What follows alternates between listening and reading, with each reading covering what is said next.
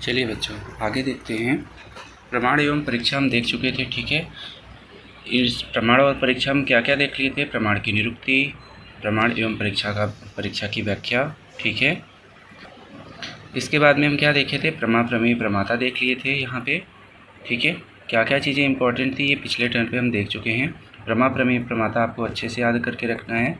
ये जो प्रमाण है, ठीक है, कि कौन से आचार्य कितने प्रमाणों की संख्या बताएं, इसको आपको देखना था अच्छे से। ये टेबल रटी होनी चाहिए बच्चे हमें। इसके बाद में आज स्टार्ट करते हैं आप्तोपदेश प्रमाण। देखो आप्तोपदेश प्रमाण में क्या क्या चीज़ें इंपॉर्टेंट हैं। जो ऐसे सबसे पहले क्या लिखा है? तत्र आप्तोपदेशो नाम आप्तवचनम। आप्त पुरुषों के वचनों को हम आप्तोपदेश कहते हैं। अब आप्त पुरुष कौन कौन से होते हैं? आप्त पुरुष वो होते हैं जो रज और तम से मुक्त होते हैं, ठीक है। ये चीज़ हम चरक सूत्र 11 में पढ़े हैं। फिर आते हैं आप्त के लक्षण पे। ये श्लोक हमें याद करना है, ठीक है। चरक संहिता का है कि रजस्तमोभ्याम निर्मुक्तम तपोज्ञान बलेन ये शाम त्रिकालम बलम ज्ञानम अव्याहतम सदा, ठीक है। कि तप और ज्ञान के बल से जो रज और तम से मुक्त हो गए हैं, जिनको सदा त्रिकाल का अर्थात भूत भविष्य वर्तमान का ज्ञान निर्बाध रूप से बिना बाधा के होता रहता है, जिनकी ज्ञान शक्ति कभी नहीं रुकती है, तो ऐसे व्यक्तियों को हम आप्त, शिष्ट तथा विबुद्ध कहते हैं, ठीक है। और इनके वचनों को मतलब आप्त पुरुषों के वचनों को संदेह रहित होते हैं। इनके वचनों पे हम कभी शंका नहीं करते हैं। वे सदा सत्य ही बोलते हैं। और क्या है? रज और तम से शून्य होने पर वे असत्य बोलेंगे ही क्यों? क्योंकि जब ये रज और तम से मुक्त हैं, इसलिए असत्य बोल ही नहीं सकते हैं।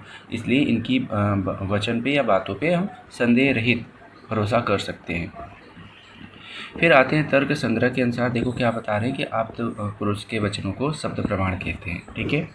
फिर आप्तोपदेश के भेद देखते हैं। 2 प्रकार के हैं, लौकिक और अलौकिक, ठीक है। लौकिक का मतलब है लौकिक पुरुषों के वाक्यों को हम लौकिक आप्तोपदेश कहते हैं। और श्रुति या वेद के वाक्य, जो हमारे पास वेद वगैरह हैं या सुनने से जो हमें ज्ञान प्राप्त होता है, जो हम मानते हैं, उसे हम अलौकिक आप्तोपदेश कहते हैं, ठीक है। फिर आते हैं स्वास्थ्य को बनाए रखने, रोगों को की रोकथाम, निदान, चिकित्सा एवं अनुसंधान का क्या महत्व है। 5 नंबर के हिसाब से इनको पढ़े रहना। शब्द और वाक्य पे आते हैं। ये क्वेश्चन लॉन्ग भी पूछता है और 5 नंबर में पूछता है। लॉन्ग का मतलब 10 नंबर में भी पूछता है और 5 नंबर में भी पूछता है, ठीक है। इसमें देखो कौन कौन सी चीज़ें हैं बच्चे। शब्द के लक्षण हैं, शब्द के भेद है, शब्द वृत्ति है, शक्ति ग्रह है, वाक्य का स्वरूप है और वाक्य अर्थ का ज्ञान हेतु है, ठीक है। पहले पे देखते हैं शब्द के लक्षण पे। शब्द के लक्षण हमें पता है। शब्द के लक्षण क्या है कि वर्णों या अक्षरों को मिलाने वाले समूह को ही हम शब्द कहते हैं। अर्थात अक्षर के जो समुदाय हैं उसको हम शब्द कहते हैं। और शब्द कितने प्रकार का है? 4 प्रकार का। याद रखना है, क्वेश्चन पूछा जा चुका है। दृष्टांत, अदृष्टार्थ, सत्य और अनृत, ठीक है। हमें पढ़ के क्या रखना है बच्चे? जब भी एग्जाम में आता है तो हम ऐसे नहीं लिखेंगे कि जैसे इसमें बनाए ना फ्लो चार्ट के रूप में इन्होंने शब्द के भेद सर्कल में बंद करके दिखाएं, ऐसे ही हम एग्जाम में भी लिखते हैं, ठीक है। थ्योरी के फॉर्म में नहीं लिखते हैं। फिर आते हैं बच्चे, पहला क्या है? दृष्टार्थ है, ठीक है। दृष्टार्थ का मतलब है जिन वाक्यों में वर्णित विषयों का इंद्रियों द्वारा ग्रहण किया जा सकता है। जैसे असात इंद्रियार संयोग है, प्रज्ञा अपराध है, परिणाम है, ये दोष प्रकोपित होते हैं। इन तीनों से दोष क्या होते हैं? हमारे प्रकोपित होते हैं। और प्रकोपित दोष षड्विध उपक्रम से शांत होते हैं। षड्विध उपक्रम हम कहाँ पे पढ़ेंगे? चरक सूत्र 22 में, ठीक है। इन वाक्यों का ही यही अर्थ प्रत्यक्ष है, यही दृष्टार्थ है। अदृष्टार्थ का मतलब जिन वाक्यों में वर्णित विषयों का इंद्रियों द्वारा ग्रहण नहीं किया जाता। ऊपर इंद्रियों द्वारा तो हम ग्रहण कर रहे थे कि दोष प्रकोपित हो रहा है, उसके लक्षण दिख रहे हैं। अदृष्टार्थ में तुम्हें क्या होगा? इंद्रियों द्वारा कोई भी उसका ग्रहण नहीं किया जा सकता है, उसे हम अदृष्टार्थ कहते हैं। जैसे हम ये कहते हैं ना कि मृत्यु के पश्चात पुनर्जन्म होता है, तो वो कोई देख थोड़ी ना सकता है इस चीज़ को। मोक्ष होता है, ये भी कोई अपनी इंद्रियों द्वारा इसको ग्रहण नहीं कर सकता है। फिर आता है सत्य। जो शब्द जैसा कहा गया है वैसे ही उसको कह दो, वो सत्य है। जैसे आयुर्वेद के उपदेश है, साध्य रोगों की चिकित्सा सिद्धि के उपाय है, ठीक है। अनृत का मतलब है जो सत्य के विपरीत हो, उसे अनृत या झूठ कहते हैं। फिर शब्द वृत्ति या शब्द बोधक वृत्तियाँ यहाँ पे बताई गई हैं बच्चे। इनको तुम्हें 5 नंबर के हिसाब से अलग से पढ़ के रखना है। शब्द वृत्ति या शब्द बोधक वृत्तियाँ जो होती हैं, ठीक है, इनको 5 नंबर के हिसाब से तुम्हें पढ़ के रखना है।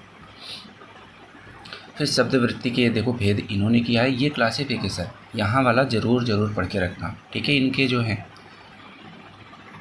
और क्या है बच्चे? शक्ति ग्रह हेतु, इनको तुम्हें 5 नंबर के हिसाब से इनको भी पढ़ के रखना है। अब देखो, अगर वो आप्तोपदेश पूरा पूछते हैं ठीक है, कि आप्तोपदेश प्रमाण का वर्णन करिए आप 10 नंबर में।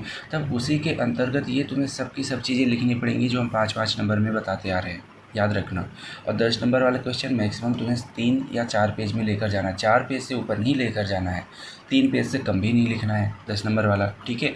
तो 5 नंबर के हिसाब से शक्तिग्रह हेतु भी पढ़ के रखते हैं, और शक्तिग्रह 8 होते हैं। ऑब्जेक्टिव क्वेश्चन में पहला तो यही पूछता है कि कितने होते हैं, और इनके नाम जरूर याद करके रखना। हमें कंफ्यूज करने के लिए ये मिक्सअप कर देते हैं अन्य क्वेश्चनों से। तो व्याकरण, व्यवहार, उपमान, वाक्य शेष, कोश, विवृति, आप्त वाक्य और सानिध्य, ठीक है, ये 8 प्रकार के होते हैं, इनको तुम्हें पढ़ के रखना है 5 नंबर के हिसाब से। वाक्य के स्वरूप, इनको भी तुम्हें 5 नंबर के हिसाब से पढ़ के रखना है, ठीक है, कि आकांक्षा, योग्यता और सन्निधि, ये वाक्य ज्ञान के हेतु होते हैं। ये अपना आप्तोपदेश प्रमाण खत्म होता है, ठीक है। प्रत्यक्ष प्रमाण पे आते हैं। प्रत्यक्ष प्रमाण में देखो, ये तो उससे भी ज़्यादा इम्पोर्टेंट है क्योंकि ये बहुत लंबा चैप्टर है। प्रत्यक्ष प्रमाण में क्या लिख रहे हैं कि प्रत्यक्ष शब्द की निरुक्ति, प्रमाण के लक्षण, ये पूरा का पूरा चैप्टर इसको अच्छे से पढ़ के रखना है।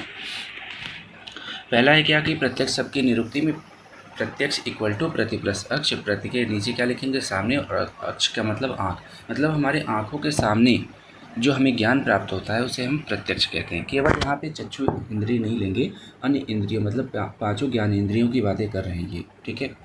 फिर आगे क्या लिखते हैं, प्रत्यक्ष प्रमाण के लक्षण के आत्म इंद्रिय मनो अर्थानाम सन्निकर्षात् प्रवर्तते व्यक्ता तदात्व या बुद्धि प्रत्यक्षम सर निरुच्यते। ये चरक सूत्र 11वें श्लोक हम रटवाए हैं सबको, ठीक है। तो आत्मा, इंद्रिय, मन और अर्थ, अर्थ का मतलब क्या है, शब्द, स्पर्श, रूप, रस, गंध, इनका जब सन्निकर्ष या संयोग जब ये मिलते हैं तो जो बुद्धि या ज्ञान उत्पन्न होता है उसे हम प्रत्यक्ष कहते हैं, ठीक है। और क्या लिखा है बच्चे, संबंध के 6 प्रकार हैं, संयुक्त, संयुक्त समवाय, ठीक है, संयुक्त संवेद समवाय, समवाय, संवेद समवाय और विशेषण विशेष भाव, ये 6 प्रकार तुम्हें पढ़ के रखना है।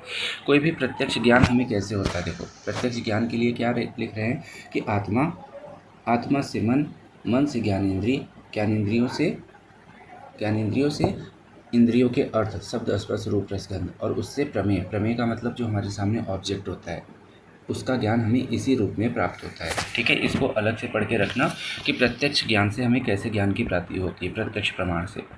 प्रत्यक्ष प्रमाण के 2 भेद बताएं, निर्विकल्पक, सविकल्पक, ठीक है। निर्विकल्पक प्रत्यक्ष में क्या लिखे हैं कि तत्र निष्प्रकारम ज्ञानम निर्विकल्पम, वस्तु के अंश अंश के ज्ञान को विकल्पक या प्रकारक ज्ञान कहते हैं, ठीक है। जिस ज्ञान में वस्तु के अंश अंश का ज्ञान न होकर केवल यह प्रतीत होता है कि यह वस्तु मात्र है, केवल वस्तु मात्र, उसके अंश अंश का कभी ज्ञान नहीं हो पाता है, ठीक है, उसे हम क्या कह रहे हैं, निर्विकल्पक। और क्या लिख रहे हैं कि यदि कोई वस्तु दूर स्थित हो तो उस वस्तु को की केवल प्रतीति मात्र होती है, केवल बहुत दूर अगर कोई वस्तु है तो हम पहचान केवल क्या पाते हैं, कोई वस्तु रखी है, उसका नामकरण या क्या है, कोई जीव जंतु है, कोई पत्थर है, ये सब नहीं पहचान पाते हैं, ठीक है। उसका नाम, विशेषता आदि का ज्ञान नहीं हो पाता है, तो ऐसे प्रत्यक्ष ज्ञान को निर्विकल्पक प्रत्यक्ष कहते हैं। फिर आते हैं बच्चे सविकल्पक प्रत्यक्ष में। सप्रकारम ज्ञानम सविकल्पम, कि जिस प्रत्यक्ष ज्ञान में वस्तु के नाम, विशेषता आदि का ज्ञान हो जाए देखने, सुनने, स्पर्श करने से, उसे हम सविकल्पक प्रत्यक्ष कह रहे हैं। जैसे ये भी 2 प्रकार का है, लौकिक और अलौकिक। लौकिक का मतलब है विषयों का इंद्रियों से प्रत्यक्ष संबंध होकर प्रत्यक्ष ज्ञान का होना, ठीक है, ये लौकिक हमारा प्रत्यक्ष है। इसके पुनः 2 भेद हुए, बाह्य लौकिक प्रत्यक्ष, ठीक है, और अभ्यंतर लौकिक प्रत्यक्ष। बाह्य लौकिक प्रत्यक्ष में इंद्रिय प्रत्यक्ष आता है बच्चे, जैसे 5 जो हमारी ज्ञान इंद्रियां हैं इनके द्वारा जो हम ज्ञान ग्रहण करते हैं, जैसे कर्ण इंद्रिय द्वारा प्राप्त शब्द का ज्ञान, ठीक है, स्पर्श इंद्रिय द्वारा स्पर्श का ज्ञान, ठीक ऐसे ही 5 प्रकार की इंद्रियां क्या है, बाह्य लौकिक प्रत्यक्ष है। अभ्यंतर लौकिक प्रत्यक्ष में आते हैं, मानस प्रत्यक्ष आता है इसमें, ठीक है, जिसे मानस प्रत्यक्ष भी कहते हैं। केवल मन द्वारा ग्राह्य होने से यह एक ही प्रकार का होता है, इसमें सुख दुख आदि का ज्ञान हमें होता है, ठीक है, लौकिक प्रत्यक्ष हो गया। अब आते हैं अलौकिक प्रत्यक्ष। विषयों का इंद्रियों से प्रत्यक्ष संबंध हुए बिना प्रत्यक्ष ज्ञान का होना अलौकिक प्रत्यक्ष कहलाता है। इसके पुनः 3 भेद बता दिए गए हैं, सामान्य लक्षण, ज्ञान लक्षण और योगज। योगज के फिर 2 क्लासिफिकेशन किए हैं, युक्त और युंजान, ठीक है। ये पूरा का पूरा प्रत्यक्ष प्रमाण की टेबल रटी होनी चाहिए बच्चे, एग्जाम में पूरे 1 पेज में हम ये टेबल बनाते हैं। फिर आते हैं सामान्य लक्षण प्रत्याशक्ति क्या है, जैसे एक विषय को प्रत्यक्षता देकर उस विषय से संबंधित वर्ग के अन्य विषयों का हमें ज्ञान हो जाए। जैसे हम क्या कह रहे हैं, एक गाय को हम देखकर अन्य गाय के बारे में हम सोच लेते हैं, या एक मनुष्य को देखकर अन्य मनुष्यों के बारे में सोच लेते हैं कि मनुष्य ऐसा ही होता है। ठीक है, इसे हम क्या कह रहे हैं, सामान्य लक्षण प्रत्याशक्ति। फिर आते हैं ज्ञान लक्षण प्रत्याशक्ति। एक ज्ञानेंद्रिय का अपने विषय से प्रत्यक्ष संबंध होकर अन्य ज्ञानेंद्रिय का बिना प्रत्यक्ष संबंध हुए बिना उसके विषय का ज्ञान हो जाना। जैसे बर्फ के टुकड़े को हम देखें, हमारी कौन सी इंद्रिय काम की या किस इंद्रिय से हमारा संबंध हुआ, चक्षु इंद्रिय से। ठीक है, लेकिन बिना केवल बर्फ़ को देखने से मात्र से हमको ये पता चल गया कि बर्फ़ कैसा होता है, शीतल या ठंडी होती है। मतलब हमारा स्पर्श इंद्रिय काम नहीं की, लेकिन फिर भी हमें अनुभव हो गया। वही कह रहा है एक ज्ञानेंद्रिय हमारी कौन सी है, चक्षु इंद्रिय, चक्षु ज्ञानेंद्रिय है, उसके द्वारा हम उसके ज्ञान को प्राप्त कर रहे हैं। ठीक है, उससे ज्ञान प्राप्त किया, दूसरी इंद्रिय का हमें ज्ञान हो गया, इसे हम बोलते हैं ज्ञान शक्ति प्रत्याशक्ति। फिर आते हैं योगज प्रत्यक्ष। ठीक है, योगज प्रत्यक्ष में क्या लिखा है, योगाभ्यास से प्राप्त ज्ञान को योगज प्रत्यक्ष कहते हैं। ये दो प्रकार का होता है, युक्त और युंजान। इसमें क्या लिखा है बच्चे, योग पुरुषों को सभी पदार्थों का सदैव ज्ञान होता है, जो योगी पुरुष होते हैं। और युंजान यह चिंतापारक है। ध्यान की सहायता से या समाधि द्वारा किसी वस्तु का ज्ञान जब होता है, जब लोग ध्यान लगाते हैं ना, या जो समाधि में जाते हैं योग के द्वारा, उनको जिससे इसकी सहायता से जो ज्ञान प्राप्त होता है उसे युंजान बोलते हैं। प्रत्यक्ष अनुपलब्धि कारण या प्रत्यक्ष के बाधक कारण। ठीक है, ये 5 नंबर 10 नंबर दोनों में क्वेश्चन पूछ सकता है, इसको डिटेल में पढ़ के रखना। प्रत्यक्ष अनुपलब्धि कारण 8 होते हैं टोटल, उनको पढ़ के रखना है। फिर आते हैं प्रत्यक्ष की उपयोगिता क्या है, इनको तुम पढ़े हो बच्चे चरक सूत्र 11 में, वही बहुत है। इंद्रिय पे आते हैं, तो इंद्रियां क्या होती हैं, 5 नंबर का क्वेश्चन बन जाता है ये। ठीक है, कि इंद्रियों के लक्षण क्या है, इनको तुमको 5 नंबर के हिसाब से पढ़ के रखना है बच्चे डिटेल में। पंचक चरक सूत्र याद करो 8, वहाँ पे जो हम पढ़े थे ये टेबल के फॉर्म में। ठीक है, इंद्रिय प्राप्त कार्य तो 5 नंबर के हिसाब से इन्हें तुम पढ़ सकते हो। इंद्रिय सन्निकर्ष, इनको तुम्हें अच्छे से पढ़ के रखना है। ठीक है, इंद्रिय सन्निकर्ष अच्छे से पढ़ के रखना। विशेषण विशेष से भाव के लिए क्या कह रहे हैं बच्चे कि अभाव का प्रत्यक्ष ज्ञान इंद्रियों के जिस सन्निकर्ष से होता है उसे विशेषण विशेष से भाव कहते हैं। ठीक है, जैसे जमीन पर जो घड़े के अभाव का ज्ञान विशेषण विशेष से भाव सन्निकर्ष से ही होता है। जैसे इसमें जमीन विशेष है और घड़े का अभाव जमीन का विशेषण है।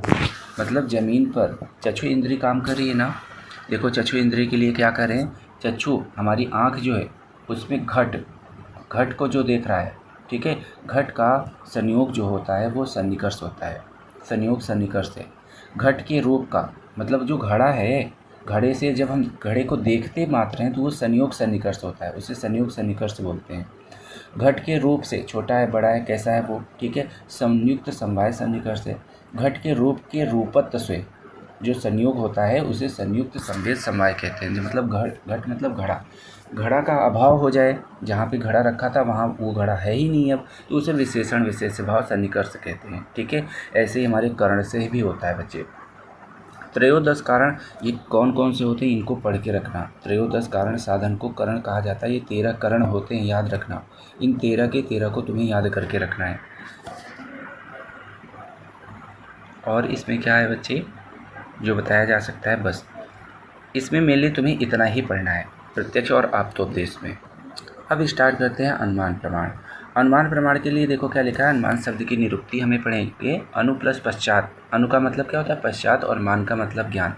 ठीक है, तो प्रत्यक्ष कारण को देखकर जिसके आधार पर पश्चात या किसी अप्रत्यक्ष विषय का ज्ञान जिस प्रमाण के आधार पर होता है उसे हम अनुमान प्रमाण कहते हैं। ठीक है, देखने के बाद जो ज्ञान हमको होता है, अनुमान हम कब करते हैं, किसी चीज़ को देखने के बाद अनुमान करते हैं, मतलब थोड़े समय के बाद जो हमें ज्ञान प्राप्त होता है उसे हम अनुमान कहते हैं। अनुमान के लक्षण को क्या लिखा है कि अनुमानम खल तर्को युक्ति अपेक्षा, युक्ति की अपेक्षा रखने वाले तर्क को हम अनुमान कहते हैं। तो तर्क से अप्रत्यक्ष ज्ञान का ग्रहण किया जाता है। ठीक है, इतना बस पढ़ के रखो। तर्क संग्रह के अनुसार और क्या लिखे हैं कि अनुमित करणम अनुमानम, अनुमित के करण को हम अनुमान कहते हैं, जिससे अनुमित की जाती है वह अनुमान है। ठीक है, स्टार्ट करते हैं बच्चे। यहाँ पे हेतु क्या है, साध्य क्या है, व्याप्ति क्या है। ठीक है, और तुम्हारा व्याप्ति के भेद वगैरह इसमें हम देखेंगे। जैसे ये हमारा पर्वत है। ठीक है, पर्वत को क्या कह रहे हैं, ये पक्ष कह रहे हैं। देखो पर्वत को पक्ष, अब इसी से हम पूरा हेत्वाभास समझेंगे। पर्वत को ये पक्ष कह रहे हैं, ठीक है। पक्ष के बाद जो आग जल रही है उसे साध्य कह रहे हैं। जहाँ से जो धुआं निकल रहा है आग से उसे हेतु कह रहे हैं। और पहाड़ की दूसरी तरफ देखो, ये मनुष्य खड़ा है ना, देखो बच्चे,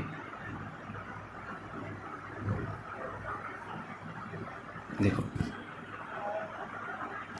ये जो मनुष्य खड़ा है ये इस धुआं को देख रहा है। धुआं को देखने से धूम को देखने, जो धूम उठ रही है उसको हेतु कह रहे हैं।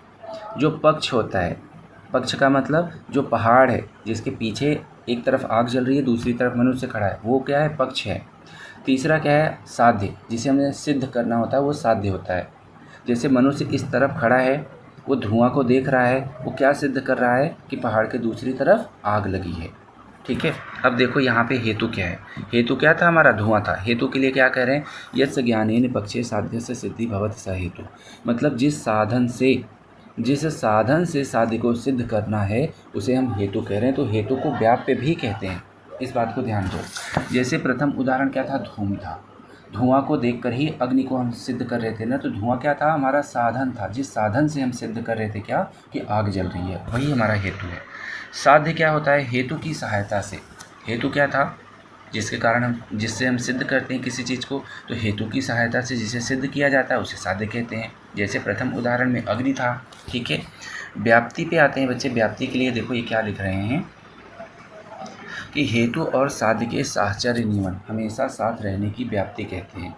मतलब जहाँ पे साध्य आग रहेगा वहाँ पे धुआं उठेगी, ठीक है। तो दोनों साथ साथ है ना, तो हमेशा साथ रहना ही व्याप्ति कह देते हैं इसको। जैसे प्रथम उदाहरण में जहाँ धूम है वहाँ अग्नि है, ठीक है। फिर व्याप्ति के भेद देखते हैं, तो अन्वय व्याप्ति, व्यतिरेक व्याप्ति। ये जो डायग्राम बना है बच्चे, पेपर में जब अनुमान प्रमाण पूछता है ना, तो इसको इसी फॉर्मेट में हम समझाते हैं। डायग्राम वगैरह बहुत इंपॉर्टेंट रहता है। व्याप्ति के भेद में देखो, अन्वय व्याप्ति है और व्यतिरेक व्याप्ति है। अन्वय व्याप्ति में क्या कह रहे हैं कि अन्वय निरूपिता व्याप्ति, अन्वय व्याप्ति कि जो व्याप्ति अन्वय विधि के द्वारा, यानी दो वस्तुएं हेतु और साध्य में मेल के आधार पर प्रस्थापित की जाती हैं, उसे अन्वय व्याप्ति कहते हैं। जैसे जहाँ धूम है वहाँ अग्नि है, तो यहाँ पर धूम और अग्नि में अव्यभिचरित मेल, मतलब साहचर्य वाला जो नियम है वो यहाँ पे पालन हो रहा है उसका, ठीक है। इसलिए इसे हम अन्वय व्याप्ति कह रहे हैं।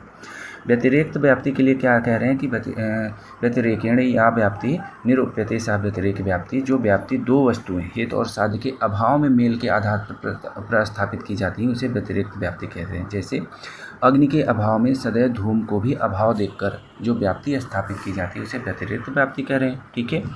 फिर पक्ष की बातें कर रहे हैं बच्चे। पक्ष का मतलब है जहाँ सिद्ध किया जाता है। जैसे पहाड़ों पर सिद्ध कर रहे हैं हम, ऐसे ही हम एक चीज़ और सिद्ध करते हैं, आग को रसोई घर में, ठीक है। तो जहाँ जिस स्थान पर हमें जो चीज़ सिद्ध करना होता है उसे हम पक्ष कहते हैं। प्रथम उदाहरण में क्या था, पर्वत था, ठीक है, जिसे हम सिद्ध कर रहे थे। सपक्ष क्या होता है, जिस पक्ष पर साध्य निश्चित सिद्ध होता है उसे हम सपक्ष कह रहे हैं। जैसे रसोई घर हो गया। विपक्ष का मतलब जिस पक्ष पर साध्य का निश्चित अभाव होता है। जैसे हमको पक्ष क्या था, जिस पक्ष पर साध्य का पक्ष था हमारा पर्वत, साध्य क्या था, आग। अब हमको पता है जलाशय पे आग नहीं हो सकती है। जलाशय मतलब जल में कभी आग नहीं जल सकती है, इसलिए विपक्ष है। जलाशय हमारा क्या हो गया, विपक्ष हो गया। परामर्श के लिए क्या कह रहे हैं कि व्याप्ति सहित पक्ष धर्मता के ज्ञान को परामर्श कह रहे हैं। उदाहरण से समझोगे बच्चे ज़्यादा समझ में आएगा कि प्रथम उदाहरण में पर्वत अग्नि व्याप्य धूम से युक्त है, ठीक है, यही इसका परामर्श है। अनुमिति क्या होती है, परामर्श से उत्पन्न ज्ञान। जो परामर्श दे रहे हैं उससे उत्पन्न जो ज्ञान हो रहा है उसे हम अनुमित कह रहे हैं। दृष्टांत क्या है, जिसे मूर्ख और विद्वान दोनों ही ठीक रूप से समझते हो। मतलब ऐसी चीज़ समझाओ, जैसे किसी को भी बता दोगे कि रसोई घर में आग जलती है, तो वो मूर्ख होगा या विद्वान होगा, दोनों को समझ में आएगा कि हाँ वहाँ पर आग जलती है और वहाँ से धुआं उठता है, ठीक है। ऐसा जो ज्ञान होता है, इसके भेद को बच्चे अच्छे से तुम्हें देख कर रखना है। तर्क संग्रह के अनुसार कितने भेद हैं, 2 हैं। स्वार्थ अनुमान, परार्थ अनुमान, इनको पढ़ के रखना है। पंच अवयव क्या होता है, ये 5 नंबर का तुम्हारा क्वेश्चन पूछता है, ठीक है। प्रतिज्ञा ज्ञान, उदाहरण, उपनय निगमन हेतु। अनुमान के न्याय दर्शन के अनुसार भेद, इनको एक बार देख लेना बस, इम्पोर्टेंट नहीं है। हेतु के लक्षण एवं भेद, इनको भी एक बार बच्चे देख लेना बस, बहुत ज़्यादा इम्पोर्टेंट नहीं है इनको। लेकिन हाँ, सद हेतु वगैरह जो पढ़ोगे इनको पढ़ के रखोगे तभी तुम्हें हेत्वाभास समझ में आएगा। तो पहले इनको अच्छे से पढ़ना, एक बार ये कहना क्या चाह रहे हैं। इसके बाद में जैसे पक्ष के लिए क्या कह रहे हैं कि हेतु का पक्ष पर रहना। हेतु का हमारा हेतु क्या था, धूम था। पक्ष क्या था, पर्वत था। तो धूम का पर्वत पर रहना ही हमारा क्या है, पक्ष था। पक्षे सत्वम सद हेतु था। फिर सपक्षे सत्वम के लिए क्या कह रहे हैं कि हेतु का सपक्ष पर भी रहना, जैसे धूम का अग्नियुक्त पर्वत पर होना। ठीक है। विपक्षे असत्वम पक्ष विपरीत दृष्टांत में हेतु का अभाव, जैसे जहाँ आग नहीं है वहाँ धूम भी नहीं हो सकता, इसे विपक्षे असत्वम बोलते हैं। अबाधित विषयत्वम हेतु प्रत्यक्ष आदि प्रमाणों द्वारा बाधित नहीं होना चाहिए। जो हमारा हेतु है, हेतु का मतलब जो हमारा धूम निकल रहा था वो प्रत्यक्ष आदि प्रमाणों द्वारा बाधित नहीं होना चाहिए। तो मतलब किसी वस्तु के कारण धूम को देखने में बाधा उत्पन्न न हो तो उसे अबाधित विषयत्वम बोलते हैं। और क्या बोल रहे हैं कि देखो, असत प्रतिपक्षत्वम मतलब साध्य विपरीत विषयों की सिद्धि के लिए अन्य हेतु का न पाया जाना। ये हमारा क्या है, असत प्रतिपक्षत्वम। ये हमारा सद हेतु है। इसी सद हेतु की सहायता से हम हेत्वाभास समझने चल रहे हैं। असद हेतु या इसे ही हेत्वाभास कह रहे हैं। ठीक है। देखो, हेतु का मतलब क्या होता है और आभास का मतलब क्या होता है। हेतु का मतलब क्या है, जो वहाँ पर धूम था। आभास का मतलब क्या है, रियल नॉलेज नहीं हो पा रही है, हमें फेक नॉलेज हो पा रही है, या फेक तरीके से उसको हम रियल समझ ही नहीं पा रहे हैं। देख तो रहे हैं लेकिन जो चीज़ नहीं है उसको हम देखकर समझ ले रहे हैं। मतलब जो चीज़ रियल नहीं है उसको हम देखकर रियल समझ ले रहे हैं, वही होता है हेत्वाभास। हेतु का आभास, रियल नहीं है बस हमको आभास हो रहा है, उसे हम क्या कहते हैं, हेत्वाभास। जैसे पहला क्या है, सव्यभिचार, फिर है असिद्ध, विरुद्ध, बाधित और सप्रतिपक्ष। सव्यभिचार में क्या कह रहे हैं बच्चे कि अनुमान के सही होने के लिए हेतु का हमेशा साध्य के साथ पाया जाना अनिवार्य है। मतलब हेतु के सही होने के लिए, हेतु का मतलब धुआं को हमेशा साध्य के साथ, आग के साथ रहना जरूरी है, तभी हम अनुमान लगा सकते हैं। अगर हम धुआं को देख रहे हैं तो क्लियर कट हमें अनुमान हो जाता है कि वहाँ पर आग जल रही है। तो जब आग और धुआं साथ में रहेगा तभी हमारा अनुमान क्लियर कट होगा, पर इसमें भी कोई अपवाद नहीं होना चाहिए।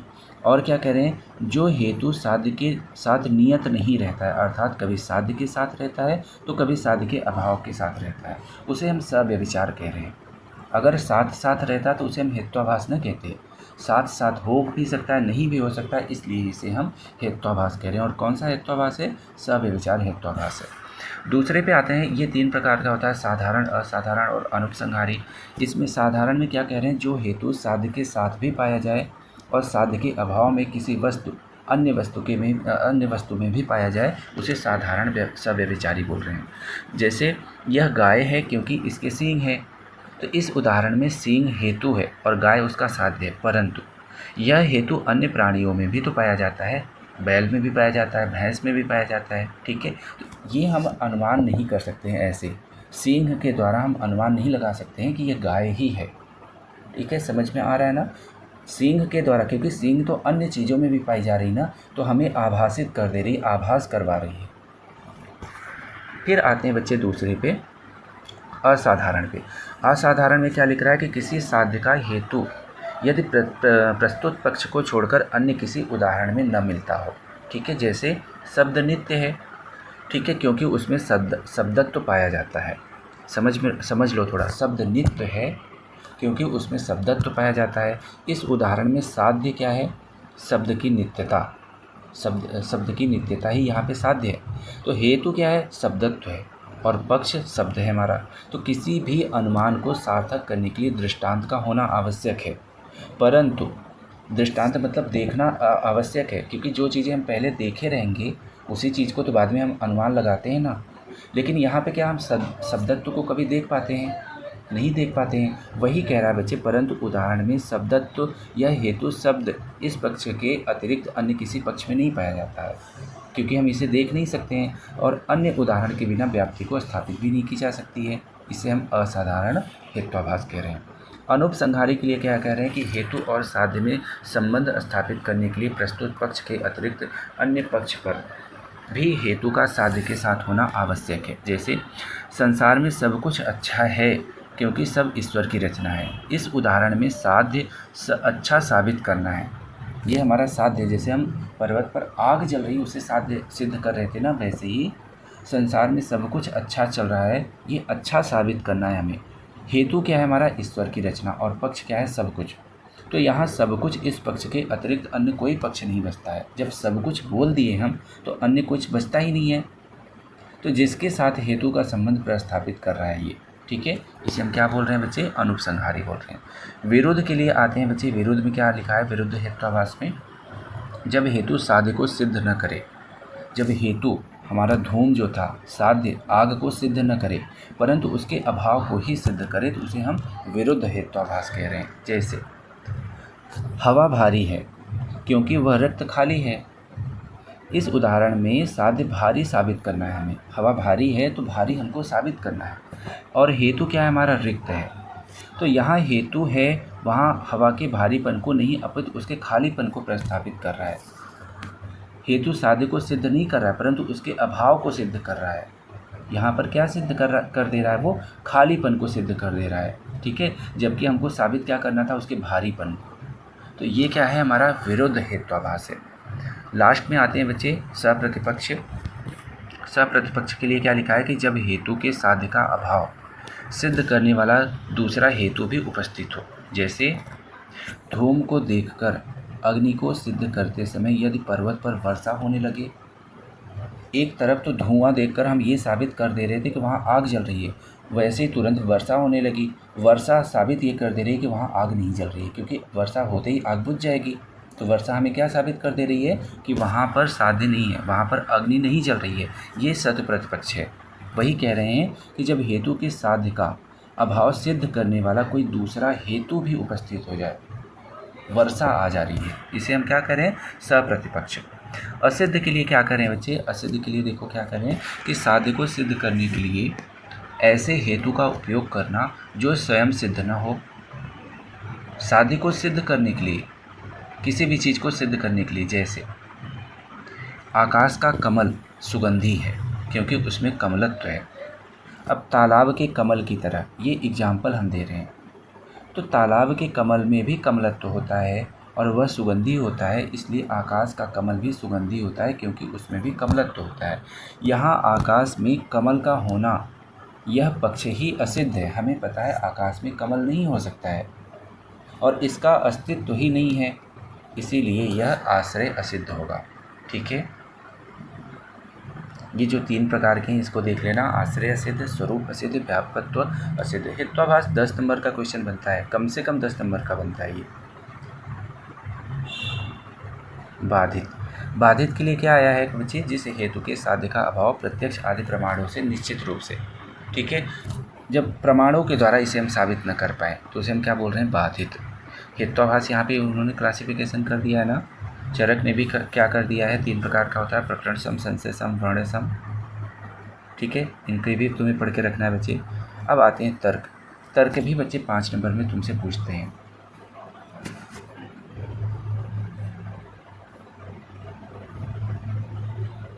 ठीक है, जैसे तर्क स्वतंत्र प्रमाण नहीं है, इस बात को याद रखना। गौतम का न्याय सूत्र पहला ग्रंथ है जिसमें तर्कशास्त्र का व्यवस्थित ढंग से विचार किया गया है, ठीक है। तो 5 नंबर के हिसाब से तुम्हें इसकी परिभाषा, इसके भेद को पढ़ के रखना है और भेदों में भी इसकी क्लासिफिकेशन को पढ़ के रखना। ऐसे ही बनाना है बच्चे पेपर में तुम्हें, इस बात को याद रखना।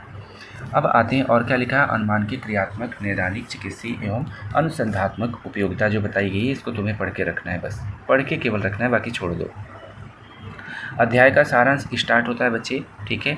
युक्ति प्रमाण पे आते हैं। युक्ति प्रमाण के लिए क्या लिखा है कि युक्ति प्रमाण का सर्वप्रथम वर्णन चरक संहिता में ही है, चरक सूत्र 2 अध्याय में, ठीक है। युक्ति प्रमाण का लक्षण चरक सूत्र 11 में हम पढ़ चुके हैं। ये बुद्धि पश्यति या भावानुभव कारण। श्लोक याद होना चाहिए बच्चे, श्लोक नहीं याद हो रहा है तो एटलीस्ट इसकी हिंदी जरूर पढ़ के रखो। उदाहरण के रूप में इसकी उपमा दी गई है, इसकी तुम्हें हिंदी पढ़ के रखना है, ठीक है। युक्ति प्रमाण जनरली पूरा का पूरा 5 नंबर में ही पूछता है और कुछ नहीं पूछता है इसमें। उपमान प्रमाण, उपमान का मतलब किसी चीज़ की उपमा देकर जब हम समझाते हैं, ठीक है। जैसे मान लो किसी का घर बना हुआ है, कहीं पे हम दूसरी जगह जा रहे हैं तो हम उपमा देते हैं ना कि अरे ऐसा ही तो घर दूसरी जगह भी था या वहाँ भी था जहाँ से अभी हम आ रहे हैं। तो इस प्रकार के प्रमाण जो होते हैं उसे उपमान प्रमाण कहते हैं, ठीक है। श्लोक याद करके रखना बच्चे इसकी व्युत्पत्ति का, बहुत ज़्यादा इम्पोर्टेंट नहीं है, 5 नंबर में ही पूछेगा, ये भी पूछेगा तो ये पढ़ के रखना। तर्क संग्रह के अनुसार उपमान प्रमाण के उदाहरण जनरली उपमा देकर ही जब समझाते हैं तो उपमान प्रमाण के प्रकार देख लेना बच्चे 5 नंबर में। जैसे गाय और नील गाय को देखकर हम उपमा करते हैं ना, गधा और जिब्रा को देखकर उपमा देते हैं, वो सब 5 नंबर के हिसाब से बस पढ़ना है इसको।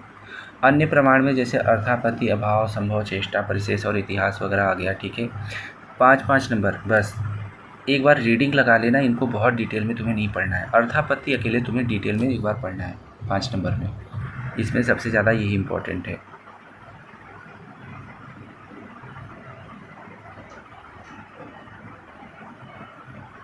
कार्य कारण सिद्धांत स्टार्ट होता है बच्चे। कार्य कारण सिद्धांत को देखो क्या क्या चीज़ें तुम्हें पढ़नी है बता दे रहे हैं। कार्य कारण का सिद्धांत का पहली बात तो तुम्हें करण पढ़ना है, कार्य पढ़ना है, इन दोनों को एक साथ में पूछते हैं 5 नंबर में। कारण के भेद 5 नंबर में इम्पॉर्टेंट है, बता दे रहे हैं। समवायी, असमवायी और निमित्त कारण पूछते ही ये इतना इम्पॉर्टेंट है। मतलब ये चैप्टर ऐसा है 10 नंबर मिनिमम, नहीं तो 15 नंबर, कम से कम 15 नंबर का क्वेश्चन बनाते हैं ऑब्जेक्टिव सब्जेक्टिव मिला के।